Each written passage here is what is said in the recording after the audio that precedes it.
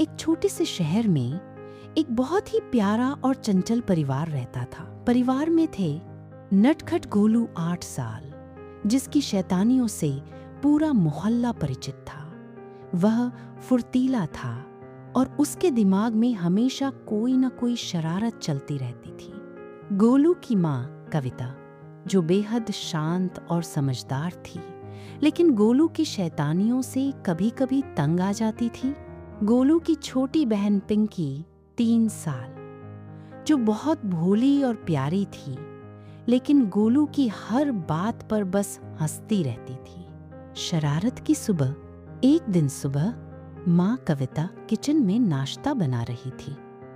गोलू को बाहर खेलने जाना था, लेकिन बाहर हल्की हल्की बारिश हो रही थी। गोलू को शांत बैठना नहीं आता था। उसने देखा कि माँ ने दूध का पतीला चूल्हे पर रखा है। झट से गोलू के दिमाग में एक खुराफात आई। वह दबे पाव गया और रसोई में रखी चीनी के डिब्बे से एक मुट्ठी चीनी निकालकर सीधे माँ की आटे वाली टंकी में मिला दी और जल्दी से भागकर अपनी चारपाई पर लेट गया। थोड़ी देर बाद माँ ने गोलू के लिए गर्मा गर्म परांठे बनाने शुरू किए। जब उन्होंने आटा गूंथा तो उन्हें लगा, ये आटा इतना चिपचिपा और अजीब क्यों लग रहा है। मीठे परांठे। माँ ने पहला परांठा बेलकर तवे पर डाला। तभी पिंकी, जो ड्राइंग रूम में खेल रही थी, भागकर आई और बोली, मम्मी, मुझे भी गोल परांठा दो।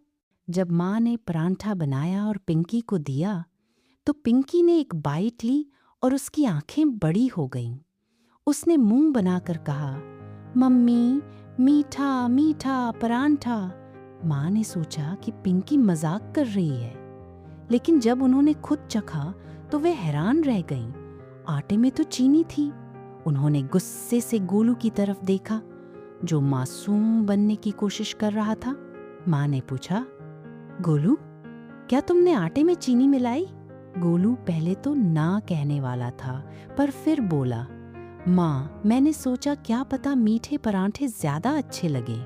माँ कुछ पल के लिए नाराज हुईं, लेकिन गोलू की भोली शक्ल और पिंकी की मीठे परांठे खाने की खुशी देखकर उनकी हंसी छूट गई।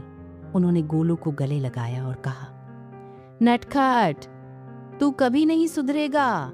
अब मीठे परांठे ही खाओ और कल से शरारत सोचकर करना। गोलू ने सबको शरारत भरी मुस्कान दी और उस दिन पूरे परिवार ने मीठे मीठे परांठे खाए